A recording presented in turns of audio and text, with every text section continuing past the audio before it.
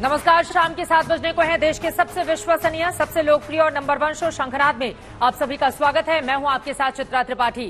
खेल कराती मधुशाला, दरअसल इस नाम के जरिए आज की पूरी कहानी हम आप तक पहुंचाने वाले हैं कि आखिर खेल कराती मधुशाला इस कार्यक्रम में सबसे पहली खबर पर यह नाम हमने क्यों रखा है। दरअसल ये खेल सियासत का है जो दिल्ली की आबकारी नीति को लेकर शुरू हो चुका है। नई आबकारी नीति की सीबीआई जांच का ऐलान क्या हुआ, आर पार की जंग छिड़ गई। बीजेपी जहां नई नीति के जरिए शराब माफियाओं को फायदा पहुंचाने का आप पर आरोप लगा रही है, वहीं दिल्ली सरकार हर आरोपों को झूठा बता रही है। दावे दोनों ओर से किए जा रहे हैं, आरोपों का दौर भी जारी है और इन सब के बीच नई आबकारी नीति पर दिल्ली में सियासी घमासान की पूरी तैयारी है। यह रिपोर्ट देखिए। सत्येंद्र जैन को इन्होंने गिरफ्तार कर लिया झूठे केस में पिछले महीने। अब मनीष सिसोदिया जी को गिरफ्तार करने जा रहे हैं। जेल से हमें डर नहीं लगता। तुम लोग सावरकर की औलाद हो जिसने अंग्रेजों से माफी मांगी थी। हम लोग भगत सिंह की औलाद हैं, हम भगत सिंह को अपना आदर्श मानते हैं। शराब के खेल में हमलों की झड़ी सावरकर की औलाद बनाम भगत सिंह की औलाद तक पहुंच गई। दिल्ली सरकार का गुस्सा इस बात से समझा जा सकता है कि सबसे पहले प्रेस कॉन्फ्रेंस किया सौरभ भारद्वाज ने, फिर केजरीवाल ने अपना संदेश जारी किया, उसके बाद आतिशी ने माइक संभाली और आखिर में सांसद संजय सिंह ने बीजेपी पर धावा बोला। उपराज्यपाल के आदेश के बाद दिल्ली के सीएम केजरीवाल ने सामने आकर एक्साइज नीति की सीबीआई जांच पर सवाल उठाया। भगत सिंह सावरकर का नाम लिया, बीजेपी पर तीखा हमला बोल दिया। जेल से हमें डर नहीं लगता। तुम लोग सावरकर की औलाद हो जिसने अंग्रेजों से माफी मांगी थी। हम लोग भगत सिंह की औलाद हैं, हम भगत सिंह को अपना आदर्श मानते हैं, जिसने अंग्रेजों के सामने झुकने से मना कर दिया और फांसी पर लटक गया। हमें जेल से, फांसी के फंदे से डर नहीं लगता। कई बार जेल हुआ है हम लोग। देखिए, बहुत बेशर्म है वो लोग जो भगत सिंह जी के नाम पे राजनीति करते हैं। इस जन्म में तो नहीं, अगले 100 जन्म में भी वो भगत सिंह नहीं बन सकते। और जहां तक उन्होंने वीर सावरकर जी की बात करी है कि हम वीर सावरकर जी की औलाद हैं, उनसे दिल्ली के मुख्यमंत्री जी से जाके ये सवाल पूछिए कि कितनी बार माफी मांगी है कोर्ट में जाके। कम से कम घर में कोई तो शीशा होगा जहां पर अपनी शक्ल देखते होंगे। कितनी बार माफी मांगी है पहले और कितनी बार आगे जाके माफी मांगेंगे। केजरीवाल दिल्ली सरकार पर लगाए गए हर आरोपों को गलत बता रहे हैं। एक्साइज पॉलिसी की रिपोर्ट में सिसोदिया के नाम को साजिश बता रहे हैं। केजरीवाल का दावा है कि सत्येंद्र जैन के बाद अब सिसोदिया को गिरफ्तार करने की तैयारी है और इसीलिए झूठे आरोपों का जाल बुना जा रहा है। सिसोदिया को फंसाने के लिए साजिश वाला प्लान बनाया जा रहा है। तो 3-4 महीने पहले जब इनके लोगों ने मुझे बताया कि मनीष जी को गिरफ्तार करने वाले हैं, मैंने कहा मनीष ने क्या कर दिया, क्या केस है? तो उन्होंने बताया अभी कोई केस नहीं है, कुछ मिला नहीं है, ढूंढ रहे हैं, कुछ बना रहे हैं। तो अब हमारे देश के अंदर एक नया सिस्टम लागू किया गया है। पहले यह तय किया जाता है कि किस आदमी को जेल भेजना है और फिर उसके खिलाफ एक मनगढ़ंत झूठा केस बनाया जाता है और उसे जबरदस्ती जेल भेजा जाता है। दिल्ली सरकार की एक्साइज नीति को लेकर नया दंगल छिड़ा। केजरीवाल के हमलों के बाद विवाद आगे बढ़ा तो बीजेपी ने केजरीवाल के हर दावे को झूठा बताया। वहीं आम आदमी पार्टी ने मुनाफे का हिसाब गिनाया। देखिए, एक मंत्री जेल में, दूसरे जाने की तैयारी में, और तीसरा जो सिंगापुर जाना चाहता है वो खालिस्तानियों की एंट्री करवाना चाहता है। तो खालिस्तानी ठेकेदार ये अपने आप को दिल्ली का बेटा कहते थे कि जब कोविड के समय जब ठेके खोले थे, जब बड़ी बड़ी लंबी लाइनें लगाई थी, जब शराब बेच रहे थे, तो सिर्फ यही नीयत थी कि अपने जो लिकर माफिया है उसको किस तरीके से अनड्यू एडवांटेजेस दी जा सकती थी। तो इस तरीके का ये आम आदमी है। जिस एक्साइज पॉलिसी में भ्रष्टाचार की बात आप कर रहे हैं, शर्म आनी चाहिए भारतीय जनता पार्टी को। 1300 करोड़ रुपए का मुनाफा 4 महीने में उस एक्साइज पॉलिसी से दिल्ली सरकार को हुआ है। 1300 करोड़ रुपए का फायदा। तो झूठे बेबुनियाद मनगढ़ंत केस बना के कॉमेडी करना है भाजपाइयों को तो करो। एक्साइज नीति पर एलजी के आदेश के बाद दिल्ली के डिप्टी सीएम मनीष सिसोदिया जांच के दायरे में आ गए हैं। बीजेपी केजरीवाल पर मंत्रियों के जरिए भ्रष्टाचार करने का आरोप लगा रही है। वहीं आम आदमी पार्टी सिसोदिया की उपलब्धियां गिनाकर उन्हें पाक साफ बता रही है। आपने एक घोटाले को अंजाम देने के लिए आपने एडमिनिस्ट्रेशन को अलग हटाकर रख दिया और अपनी कैबिनेट में अप्रूवल लाने के बाद एक शराब माफिया को 140 करोड़ रुपए लाभ देने के लिए उसको आप पुनः टेंडर दे रहे हैं, जबकि उसमें स्पष्ट रूप से नजर आ रहा है आप केवल हरिश्चंद्र बनकर सबको ईमानदारी का सर्टिफिकेट देना चाहते हैं। केजरीवाल साहब, कोई भी विभाग आपके पास क्यों नहीं है कि दिल्ली के पहले मुख्यमंत्री हो आप 7 साल में आप इन लोगों से करप्शन कराते हो, इन लोगों से गलत काम कराते हो, आप हरिश्चंद्र बने रहते हो, फिर बाद में कहते हो कट्टर ईमानदार है। सिसोदिया हैं जिन्होंने दिल्ली के सरकारी स्कूल में पढ़ने वाले इन लाखों बच्चों को एक अच्छा भविष्य दिया है। ये वही मनीष सिसोदिया हैं जिनके नेतृत्व में पिछले 5 साल से दिल्ली के सरकारी स्कूलों के नतीजे प्राइवेट स्कूल से बेहतर आ रहे हैं। ये वही मनीष सिसोदिया हैं जिनके नेतृत्व में पिछले कुछ सालों में 4 लाख से ज्यादा बच्चों ने प्राइवेट स्कूल छोड़कर सरकारी स्कूल में एडमिशन लिया है। इससे पहले गुरुवार को ही उपराज्यपाल ने अरविंद केजरीवाल को सिंगापुर में मेयर की कॉन्फ्रेंस में जाने की इजाजत नहीं दी थी, जिसे लेकर पहले ही तनातनी जारी थी। अब एक्साइज नीति पर जांच के आदेश ने दिल्ली और केंद्र के बीच नई जंग छेड़ दी है। केजरीवाल इस बहाने बीजेपी पर आरोप लगा रहे हैं, ईमानदार सरकार को परेशान करने के आरोप लगा रहे हैं। सत्येंद्र जैन को इन्होंने गिरफ्तार कर लिया झूठे केस में पिछले महीने। अब मनीष सिसोदिया जी को गिरफ्तार करने जा रहे हैं ये लोग। तो आखिर ये आम आदमी पार्टी के पीछे क्यों पड़े हैं, हम ही लोगों के पीछे क्यों पड़े हैं? 3 कारण है। पहला कारण, आम आदमी पार्टी वाले कट्टर ईमानदार हैं। दूसरा कारण, ये हमारे पीछे क्यों पड़े हैं हाथ धो के? जब से पंजाब में आम आदमी पार्टी जीती है, पूरे देश के अंदर आम आदमी पार्टी की आंधी आ रही है। और तीसरा कारण, ये क्यों हमारे पीछे हाथ धो के पड़े हैं, दिल्ली के कामों को रोकना चाहते हैं। इन हमलों और वार पलटवार के बीच दिल्ली की नई एक्साइज नीति पर नया संग्राम छिड़ गया है। और तो और केजरीवाल ने शुक्रवार शाम 4 बजे एलजी के साथ होने वाली साप्ताहिक बैठक से भी बीमारी का हवाला देकर किनारा कर लिया। हिमाचल और गुजरात को देखते हुए ये रण अभी बढ़ना तय माना जा रहा है। दिल्ली से कुमार कृणाल के साथ आज तक ब्यूरो। दरअसल पिछले साल नवंबर महीने में दिल्ली सरकार आबकारी नीति लेकर आई, तब भी इसका विरोध हुआ, लेकिन विरोध से बढ़कर यह लड़ाई अब भ्रष्टाचार के आरोपों तक पहुंच गई है। मुख्य सचिव की रिपोर्ट के बाद उपराज्यपाल ने बड़ा एक्शन लिया है। बड़ी बात यह भी है कि इस रिपोर्ट में सीधे तौर पर डिप्टी सीएम मनीष सिसोदिया का नाम लिया गया है।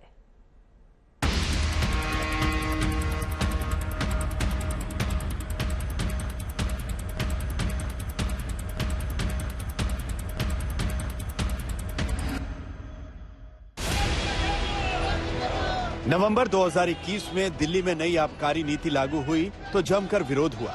धड़ाधड़ खोली जा रही नई दुकानों को लेकर लोगों ने खूब प्रदर्शन किया, लेकिन तब ना केजरीवाल सरकार टस से मस हुई, ना ही उसे ऐसे विरोध प्रदर्शन की फिक्र हुई। लेकिन अब वही आबकारी नीति सवालों के घेरे में आ गई। दिल्ली में आबकारी नीति पर सियासी जंग छिड़ गई है। दरअसल उपराज्यपाल विनय कुमार सक्सेना ने सीबीआई जांच की सिफारिश की है। एलजी ने नई एक्साइज पॉलिसी पर दिल्ली के मुख्य सचिव नरेश कुमार की रिपोर्ट के बाद ये एक्शन लिया है। इस रिपोर्ट में सीधे डिप्टी सीएम मनीष सिसोदिया का नाम लिया गया है। कहा गया है कि नई नीति के जरिए शराब लाइसेंस धारियों को फायदा पहुंचाया गया। एलजी के आदेश के बाद बीजेपी आम आदमी पार्टी को निशाने पर ले रही है। आप सरकार पर शराब माफियाओं को फायदा पहुंचाने का आरोप लगा रही है। बोला है अभी आम आदमी पार्टी की सरकार कहाँ रही है, अब तो ये ठेकेदारों की सरकार हो गई है। और सिंगापुर, वहाँ पर क्या, सिंगापुर जाके भी खालिस्तानियों की एंट्री करवाना चाहते हैं अरविंद केजरीवाल जी, जिस तरीके से पंजाब में करवाई है। ठेके खोल के सिर्फ पैसे कमाने की कोशिश की जा रही थी, और उस समय भी इनको पैसे कमाने की पड़ी थी जब देश को एक इंसानियत की जरूरत थी। तो ये आम आदमी पार्टी अब हटा के नाम अब ठेकेदार की सरकार कर देनी चाहिए, क्योंकि ठेके वालों की तो सरकार है ये। हमने जो कंप्लेन करी थी और जो दस्तावेज हमारे पास है उसमें 3 मेजर चीजें हुई हैं इसके अंदर। पहली, टेंडर की शर्तों के हिसाब से कार्टेल अलाउड नहीं था, और दस्तावेज कहते हैं कार्टेल हुआ है। टेंडर के हिसाब से ब्लैक लिस्टेड कंपनी अलाउड नहीं होती है। और तीसरा, मैन्युफैक्चरिंग कंपनी अलाउड नहीं है रिटेल सेक्टर के अंदर, लेकिन यहां पे नियमों को धत्ता देते हुए उनको उस मैन्युफैक्चरिंग कंपनी को रिटेल का सेक्टर दिया गया। बीजेपी आरोप लगा रही है कि शराब माफियाओं को फायदा पहुंचाने के लिए सारे नियमों को ताक पर रखा गया और इसके जरिए दिल्ली के राजस्व को नुकसान पहुंचाया गया। वहीं आप इन आरोपों को फर्जी बता रही है। सावरकर का नाम लेकर बीजेपी पर हमला बोल रही है। हम सावरकर की तरह अंग्रेजों से माफी मांगने वाले लोग नहीं हैं। हम शहीद आजम भगत सिंह की विचारधारा को मानने वाले लोग, और इसलिए ये जेल की बदर घुड़कियां मत दिखाओ, ये गिरफ्तारी की बदर घुड़कियां मत दिखाओ। आपने जितने मामले अब तक दिल्ली की सरकार के खिलाफ और हमारे विधायकों के खिलाफ किए हैं, सारे के सारे मामले बेबुनियाद, फर्जी और मनगढ़ंत हैं। दिल्ली के मुख्यमंत्री अरविंद केजरीवाल की इस गंदी जुबान से हमारे ऐसे महापुरुषों का नाम निकलना ही बहुत ही खराब बात है। तो चाहे वो वीर सावरकर हो, चाहे वो शहीद भगत सिंह हो, चाहे और भी कोई महापुरुष हो, तो ऐसे अरविंद केजरीवाल के गंदे मुंह से इन सबका नाम निकलना ही बिल्कुल शोभा नहीं। उधर केजरीवाल आरोप लगा रहे हैं कि दिल्ली में हो रहे विकास के कामों से बीजेपी डरी हुई है। यही वजह है कि ऐसे आरोप लगाकर उन्हें रोकने की कोशिश की जा रही है। दिल्ली के कामों को रोकना चाहते हैं। दिल्ली के अंदर जो शानदार काम हो रहे हैं, सिंगापुर की सरकार पूरे दुनिया के मेयर बुलाए उन्होंने, और केजरीवाल को बुलाया कि आके इनको जरा सा सिखाओ कि आप दिल्ली में क्या काम कर रहे हो। इससे बड़ी गर्व की बात क्या हो सकती है। दिल्ली के कामों की पूरी दुनिया में चर्चा हो रही है। ट्रंप साहब की वाइफ आई थी, वो हमारे स्कूल देखने जाती हैं। ये हमारे दिल्ली के कामों को रोकना चाहते हैं। अब तमाम खामियों के आरोप के चलते आबकारी नीति जांच के घेरे में है।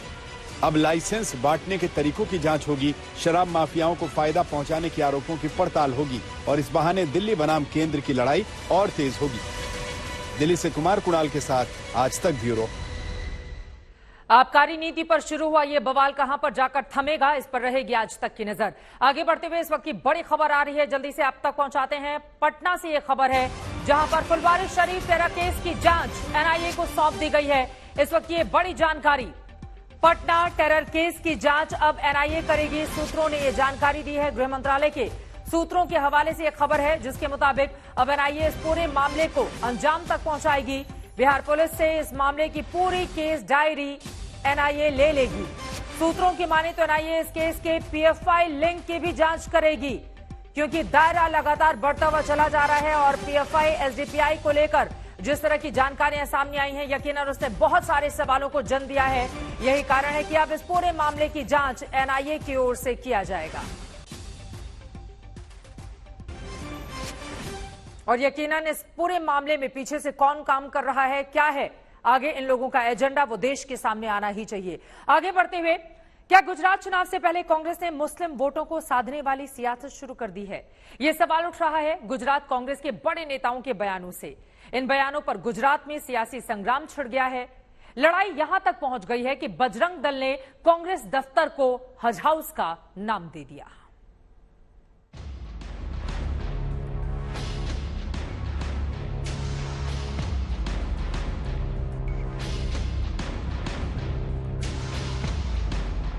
चुनाव से पहले गुजरात में सियासी रंग छाने लगा है।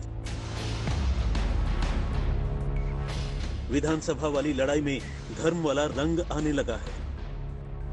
यही वजह है कि रात के अंधेरे में गुजरात कांग्रेस के दफ्तर के पोस्टर्स पर कालिख पोत दी गई। कांग्रेस मुख्यालय पर पोस्टर लगाए गए और कांग्रेस ऑफिस पर हज हाउस लिख दिया गया। ये कांग्रेस का जो सिंबल है वो बना हुआ था, पंजे का निशान है और उसके ऊपर हज हाउस लिख दिया गया था और उसे मिटा दिया गया है। साथ ही आप देख सकते हैं यहाँ पे कांग्रेस ऑफिस जो है ये फिलहाल तो बंद है, लेकिन इसी बंद ऑफिस पर वीएचपी कार्यकर्ताओं के जरिए जो अल्पसंख्यकों को लेकर जगदीश ठाकुर का बयान आया था और उन्होंने कहा था कि डॉक्टर मनमोहन सिंह ने ये कहा था कि अल्पसंख्यकों का देश की तिजोरी पे पहला अधिकार है, तो उसके बाद यहाँ पे हज हाउस लिख दिया गया। बजरंग दल के कार्यकर्ताओं ने इस घटना की जिम्मेदारी ली है, लेकिन हज हाउस वाली इस सियासत की वजह वो बयान है जिसे लेकर गुजरात में नया सियासी घमासान छिड़ा हुआ है। पहले आपको वो बयान सुनाते हैं, फिर इसे लेकर जारी घमासान के बारे में बताते हैं। ચોટ ઉપર આ દેશના પ્રધાનમંત્રી એમ કહેતા હતા કે આ હિન્દુસ્તાનની તિજોરી ઉપર સૌથી પહેલો અધિકાર માંગ્યો આ દેશનો કોંગ્રેસનો પ્રધાનમંત્રી ડંકાની ચોટ ઉપર ડોક્ટર મુકુલ સિન્હાની સાથોસાથ તીસ્તા સેતલવાડને પણ યાદ કરવા માંગુ છું. એ મહિલાએ ગુજરાતના મઝલૂમોને ન્યાય અપાવવા માટે જે સંઘર્ષ કર્યો એ સંઘર્ષને જાહેર મંચ પરથી હું સેલ્यूट करूं છું અને સલામ કરું છું. इन दो बयानों ने कांग्रेस को हिंदूवादी संगठनों के निशाने पर ला दिया है. बजरंग दल के कार्यकर्ताओं ने कांग्रेस दफ्तर पर हज हाउस लिख दिया. देखिए, जगदीश जी ने जो स्टेटमेंट दिया है वो उनका चुनावी जो रंग लाने का कोई महत्व हो सकता है, परंतु बजरंग दल ने जो कार्य किया है वो हिंदू धर्म की जो लोग हैं, हिंदू लोग हैं, उनको जो आघात लगा है, उनको जो ठेस पहुंची है कि सबसे पहले हक जो मुसलमानों का बताया गया है उसका विरोध किया है हम लोगों ने, और कोई इसके अंदर कोई राजकीय बात है नहीं. हालांकि विवाद बढ़ने के बाद कांग्रेस नेता बयान को लेकर सफाई दे रहे हैं. बीजेपी पर लोगों को धर्म के आधार पर बांटने का आरोप लगा रहे हैं. बयान को तोड़ मरोड़ को वोट वक्त पे रखा गया था, पर पीएमओ को इसमें भी ऑफिशियल है और इसको मैं शेयर करूंगा पूरी बात को लेके. जब चुनाव आती है तब क्यों याद आता है. लेकिन कांग्रेस की सफाई के बाद भी सवाल तीस्ता सीतलवाड़ की तारीफ को लेकर बना हुआ है, क्योंकि हाल ही में सुप्रीम कोर्ट ने गुजरात दंगों को लेकर तीस्ता सीतलवाड़ की भूमिका की जांच के आदेश दिए थे, क्योंकि गुजरात की एसआईटी ने अदालत को बताया कि तीस्ता ने सरकार को बदनाम करने के लिए फर्जी सबूत बनाए, सरकार के खिलाफ फर्जी चश्मदीदों के बयान दिखाए, चश्मदीदों के बयान को तोड़ मरोड़ कर हलफनामे में लिख दिया. निचली अदालतों से लेकर सुप्रीम कोर्ट तक ऐसे हलफनामे दिए.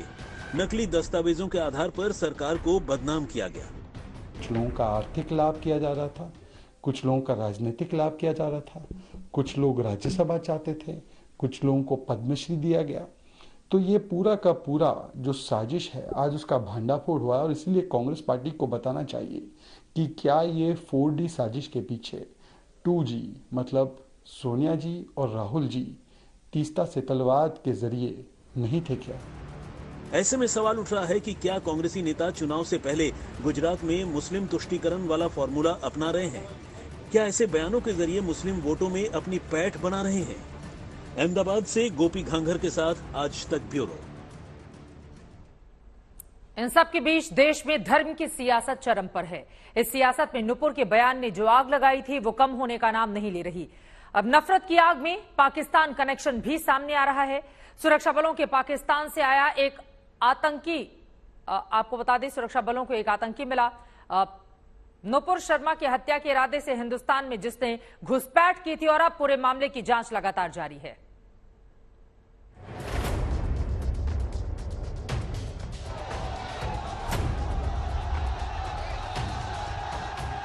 नुपुर शर्मा के जिस बयान ने देश में संग्राम मचा दिया. प्रदर्शन हुआ, पथराव हुआ, हत्या हुई. अब नुपुर के बयान पर पाकिस्तान भी साजिश रचने लगा. पाकिस्तान के आतंकी इस बयान पर हिंदुस्तान का माहौल खराब करने की कोशिशों में जुड़ गए, जिसकी एक कड़ी है ये आतंकी. पाकिस्तान से हिंदुस्तान की सीमा में घुसने की कोशिश कर रहा ये आतंकी श्री गंगानगर पुलिस के हत्थे चढ़ गया, जिसने कई चौंकाने वाले खुलासे किए हैं. पाकिस्तान के आतंकी संगठन तहरीक लब्बैक ने इस शख्स को हिंदुस्तान नुपुर शर्मा की हत्या के लिए भेजा था. तहरीक लब्बैक एक संगठन है, पाकिस्तान प्रांत में काफी एक्टिव रहता है, और पिछले सालों में 2020-21 में पाकिस्तान में बहुत बड़े स्तर का आंदोलन चलाया. उस संगठन से प्रभावित होना मालूम चला. राजस्थान पुलिस और खुफिया विभाग के आला अफसरों के सामने आए रिजवान के खुलासे के मुताबिक पाकिस्तान के भीतर वहां के मौलवी साजिश रच रहे हैं. उसने ये बताया कि जो खादिम हुसैन रिजवी है वो काफी उनकी विचारधारा से ये प्रभावित था, और इस वजह से ये मतलब उनके भाषण वगैरह सुनता रहता है इंटरनेट और टीवी पे जब आते हैं, और वो जब कोई प्रोटेस्ट मार्च या कोई सभा करते हैं तो ये उसमें शामिल होता है. ये अभी तक एस्टेब्लिश नहीं हो पाया है कि ये उसका कोई एक्टिव मेंबर या पदाधिकारी है. इस तरह की कोई बात सामने नहीं आई है. जहां तक पूछताछ की बात है तो नेचुरली ये प्रेशर में भी है. कभी कभी ये इसने तबीयत खराब होने का भी बात बोलता है। हालांकि कल इसका चेकअप कराया गया तो डॉक्टर ने सारे इसके जो वाइटल स्टैटिस्टिक्स है वो नॉर्मल बताए, पर इसने कहा मेरी तबीयत खराब है। इसी प्रकार कभी ये कुछ धार्मिक बातें जो है वो गुदगुदाने लगता है, परंतु ये पूछताछ में नॉर्मल है। ये किसी के साथ भी कोई प्रेशर में आता है इस तरह से होता है। 16 और 17 जुलाई की दरमियानी रात को रिजवान बॉर्डर सिक्योरिटी फोर्स के जवानों के हत्थे चढ़ा, जिस वक्त वो भारत पाकिस्तान सीमा लांघने की कोशिश में था। पिछले कुछ दिनों से पाकिस्तान लगातार श्रीगंगानगर बॉर्डर के जरिए मादक पदार्थ भेजता रहा है। ऐसे में रिजवान के मामले में भी सुरक्षा एजेंसियां यह पता लगाने में लगी हुई है कि रिजवान नुपुर शर्मा को मारने तो आया था, मगर किसके सहारे आया था, कौन इसके संपर्क में था, क्योंकि रिजवान के पास न मोबाइल था और न ही कोई करेंसी थी। ऐसे में सुरक्षा एजेंसियां अब रिजवान के भारत संपर्क के बारे में पता लगाने में लगी हुई है। रिजवान 150 किलोमीटर अलग अलग रास्तों से होकर राजस्थान के श्री गंगानगर जिले की सीमा पार कर भारत में घुसना चाहता था। रिजवान लाहौर से बहावल नगर होते हुए जिले की भारत पाक सीमा की खखा पोस्ट से तारबंदी पार करने की कोशिश करते हुए पकड़ा गया था। उसके पास से धारदार हथियार, चाकू और कुछ धार्मिक किताबें भी मिली थी। आतंकी इतना शातिर है कि पूछताछ के दौरान जब भी कोई सवाल पूछा जाता है तो ये कुरान की आयतें पढ़ने लगता है। इसके पोजीशन में एक बैग मिला है जिसमें कुछ कपड़े, कुछ धार्मिक किताबें, 2 चाकू, एक बड़ा एक छोटा, पानी की बोतल और कुछ खाने का सामान है। इसने प्रारंभिक पूछताछ में ये बताया है कि ये यहाँ पर जो नुपुर शर्मा ने आपत्तिजनक बयान दिया था उसके विरोध में उसके खिलाफ कार्रवाई करने के लिए यहाँ पर ये आना चाहता था। हिंदू मलकोट सीमा से भारत में घुसने का उसे आकाओं ने पहले से ही प्लान तैयार करके दिया था, जिसके तहत रिजवान को बताया गया था कि रात में भारतीय सीमा पर लगी तारबंदी को क्रॉस करना पड़ेगा। ऐसे में रात के वक्त लोहे की तारबंदी में करंट चेक करने के लिए उसने एक टेस्टर अपने पास रख लिया था, जिसे उसने खेतों में फेंक दिया। सुरक्षा एजेंसियां इस बात की जांच कर रही है कि आखिर रिजवान ने सिंगल फेंसिंग के नहर वाले इलाके को क्यों चुना और किसने बताया कि यहां से भारत में प्रवेश करना आसान होगा। इसीलिए जांच की जा रही है कि क्या बॉर्डर के उस पार कोई उसे गाइड कर रहा था और वह अपना मोबाइल पाकिस्तानी साइड में फेंककर क्यों आया है। सबसे बड़ी बात ये वही शख्स है जिसने 2021 में लाहौर में महाराणा रणजीत सिंह की मूर्ति तोड़ी थी, जिसकी तस्वीरें सोशल मीडिया में वायरल होने के बाद जमकर हंगामा हुआ था। अब पुलिस लगातार रिजवान से पूछताछ कर रही है। जयपुर से शरद कुमार के साथ आज तक ब्यूरो। आतंकवादी के पकड़े जाने के बाद पाकिस्तान से तार जुड़ते हुए और इन्वेस्टिगेशन पूरे मामले में जारी है। इस खबर पर आज तक की नजर बनी रहेगी।